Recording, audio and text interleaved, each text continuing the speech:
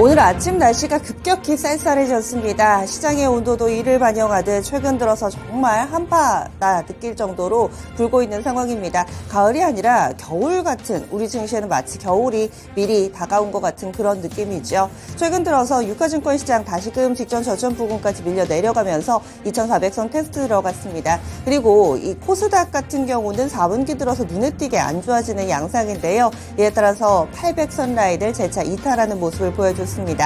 금방 우리 주변에 있었던 여건이라도 좋아지면 좋으련만 그렇지를 못합니다. 오히려 점점 더 악화일로를 겪고 있고 여기에다가 희망의 불씨를 지필 만한 그런 재료들도 부재한 상황입니다.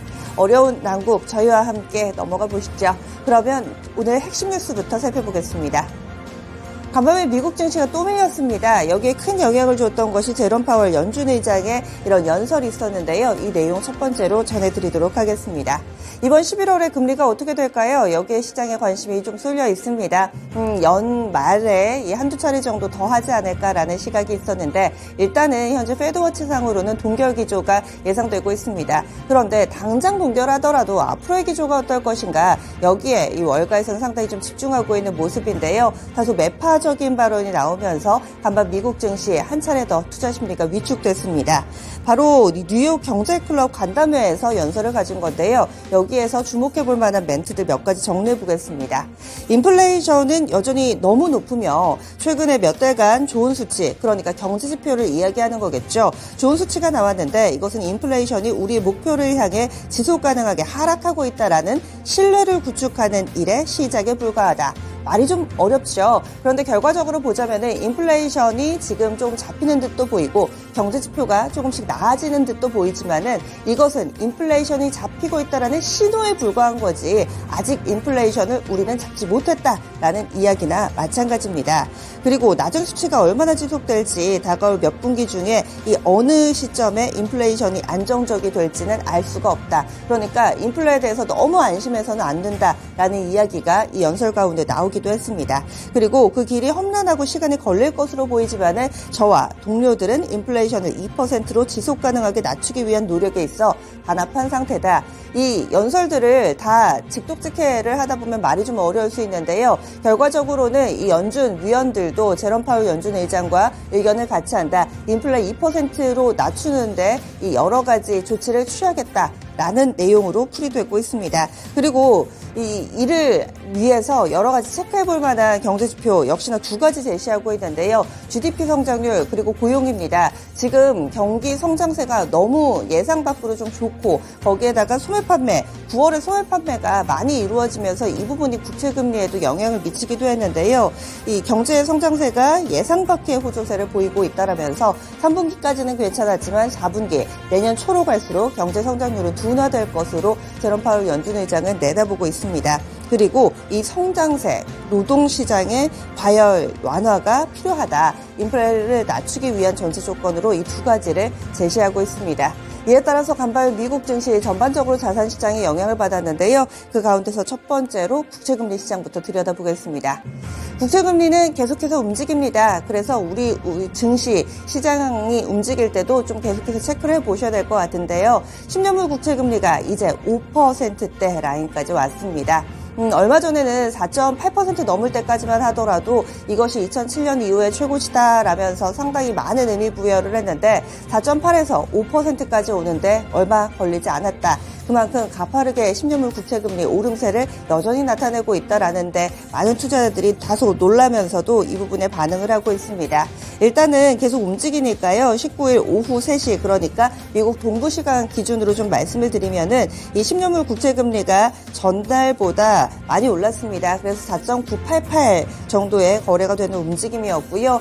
이제 그 이후에도 계속해서 오름세를 좀 나타내고 있습니다. 그래서 5%에 근접한 상황으로 현재 전개되고 있는 모습입니다. 국채금리는 이런 식으로 반등을 보여줬고요. 그리고 또 상품시장 넘어가 보겠습니다. 국제유가도 심상치가 않습니다. $90선 거의 다 왔다라고 보셔도 무방합니다. 이 국제유가 같은 경우는 두 가지 재료가 있습니다. 일단은 미국 쪽에서는 급등하는 국제유가를 잡아야지 인플레, 물가도 잡을 수 있기 때문에 여기에 관련된 조치를 최근 들어 내놓고 있는데요. 이란이라든지 이스라엘, 베네수엘라 이런 쪽은 계속해서 미국이 제재를 하고 있는 국가들이었습니다. 그런데 여기에 대해서 베네수엘라 카드를 얼마 전에 꺼내 들었죠. 베네수엘라 제재를 완화를 하면서 베네수엘라 쪽에서 이 원유를 공급할 수 있도록 그렇게 문을 열어놨습니다. 그럼에도 불구하고 국제유가는 전혀 잡히지 않고 간밤에도 한 차례 더 오름세를 나타냈는데요.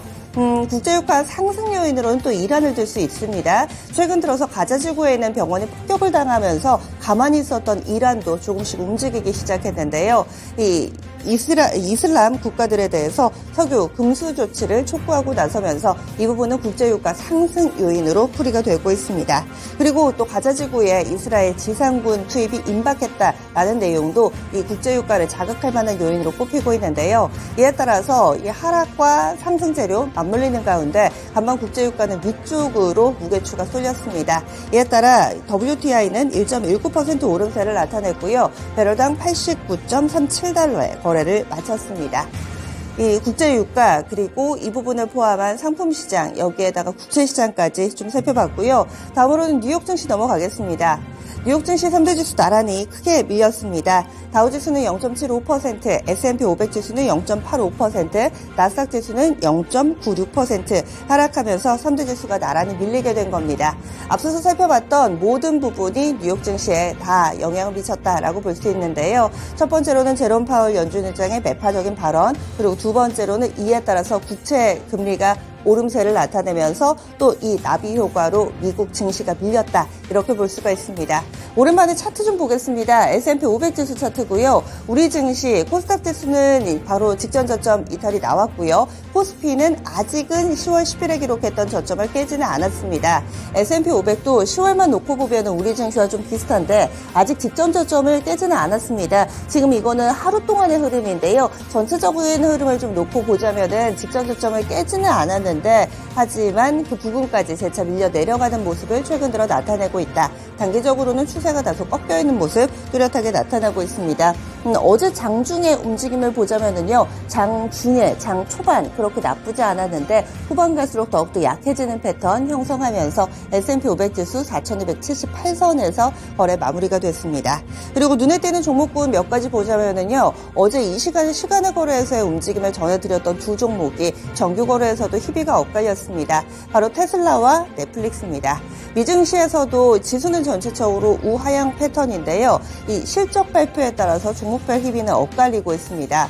테슬라 어제 이 시간의 거래 이 실적 내놓고 나서 반응 큰 폭의 하락 움직임을 전해드렸는데 당시만 하더라도 한 3% 정도 시간의 거래에서는 하락이었습니다. 그런데 정규 거래에서는 이것보다 배로 하락을 했죠. 테슬라 9%의 급락을 보여줬고요. 넷플릭스는 반면에 급등이었습니다. 구독자 수가 눈에 띄게 증가한 모습을 보여주면서 넷플릭스는 두 자릿수대 급등 16%의 오름세를 나타내며 S&P 500 종목 가운데 가장 강한 상승 탄력을 나타냈습니다. 다음 소식 넘어가겠습니다. 어제 오후 이 3시 구간 이후에 나왔고요. 우리 증시에 이미 한 차례 영향을 미친 재료입니다. 하지만 여전히 일정 플레이가 가능한 부분이어서 오늘 핵심 뉴스로 전해드립니다.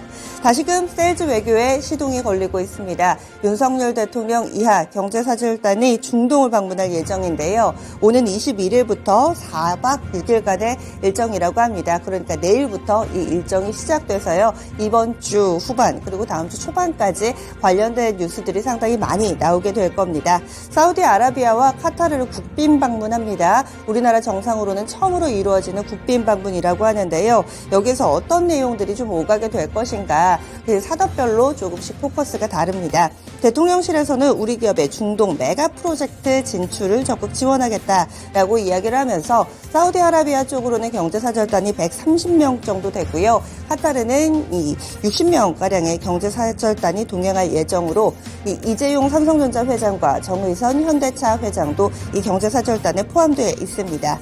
일정상으로 몇 가지 보겠습니다. 21일은 도착이고요. 22일에 눈여겨볼 만한 경제사절단과의 만남이 있습니다. 양국의 경제인 300명이 함께하는 우리나라와 사우디아라비아의 투자 포럼 22일이고요. 그 다음날 23일은 과학자가 참여하는 미래기술 파트너십 포럼이 진행됩니다. 이 양국의 과학자가 참여하는 자리가 될 것이라고 하네요. 그리고 같은 날 또 건설인들이 함께하는 자리도 있습니다. 우리나라 건설기업의 현지 진출 50주년을 기념하는 우리나라와 사우디아라비아의 건설협력 50주년 기념식이 있을 예정이라고 합니다. 그리고 24일에는요, 사막의 다보스 포럼이라고 불리는 미래투자 이니셔티브 포럼에 윤석열 대통령 참석을 합니다. 사우디아라비아에서의 핵심 일정은 이 정도로 볼 수가 있겠고요. 25일부터는 카타르로 넘어갑니다. 그래서 카타르 일정이 후반에 약간 진행이 될 예정입니다. 그러면 이에 영향을 받을 만한 종목입니다. 어제 오후에 움직임이 나왔던 종목군들 이렇게 좀 묶어봤습니다. 한미글로벌은 15% 급등이었고요. 히림, 인디에프, 미코 바이오메드, 유신 종목들이 있습니다. 3에서 15% 정도 고른 상승 움직임 나타냈고 아마 분봉 캔들로 보시면은 3시 구간대 이후에 급격하게 고점을 높인 패턴 동일하게 확인해 보실 수 있습니다. 그런데 시간의 거래에서는 이들 종목 가운데서도 빠른 차익 매물이 나타나면서 또 마이너스권 그렸던 미코 바이오메드 같은 종목 있고요. 반면에 오름세를 또 지속했던 종목군들도 있는 만큼 오늘 장에서의 반응 체크해 보시죠. 마지막 소식 넘어가겠습니다. 마지막 뉴스도 일정 하나 보겠습니다. 최근 들어서 제약바이오 종목군들 움직임이 좋지 못한데 과연 연이어서 진행되는 학회 모멘텀이 이 종목군들을 돌려놓을 수 있을 것인가 관심이 쏠리고 있습니다. 하지만 일각에서는 재료 노출로 보는 움직임도 있는데요. 바로 유럽의 중양학회가 열릴 예정입니다. 현지 시간으로 20일부터 24일까지 스페인에서 진행이 되는데요. 오늘 오후부터, 우리 시간으로는 오늘 오후부터 진행된다 이렇게 볼 수가 있습니다. 국내 항암 신약 데이터들이 대거 발표될 예정인데요. 특히나 이 유럽 종양학회 같은 경우는 미국의 임상종양학회, 우리에게는 아스코로 잘 알려져 있죠. 이 학회하고요. 미국의 암학회, AACR, 이 세 개가 세계 3대 이 바이오 학회입니다. 상당히 좀 의미 있는 그런 시간이 될 것으로 예상이 되는데요. 우리나라 이 기업 가운데서 가장 주목받는 업체는 바로 유한양행입니다. 폐암치료제 렉나자의 병용치료 임상 3상 연구 결과가 발표될 예정인데요. 초록이 발표되면서 재료 노출과 또 예상보다는 약간은 못 미치는 데이터다라는 분석이 나오면서 초록 발표한 당일의 주가가 급락세를 보여주기도 했습니다. 구체적인 데이터는 오는 23일 오후 5시 35분에 진행될 예정이라고 하니까요. 아마 23일, 24일 그 즈음에 조금 더 직접적인 영향을 받게 될 겁니다. 조금 더 확인이 필요해 보이는 대목이고요. 이 밖에도 신라젠도 팩사백 이 미국의 리제너론과 함께 병용요법 신장암 환자 대상으로 한 이상 연구 결과도 발표가 될 예정입니다. 그리고 HLB의 리보세라닙도 크게 대형 부스를 마련하고 있는 상황입니다.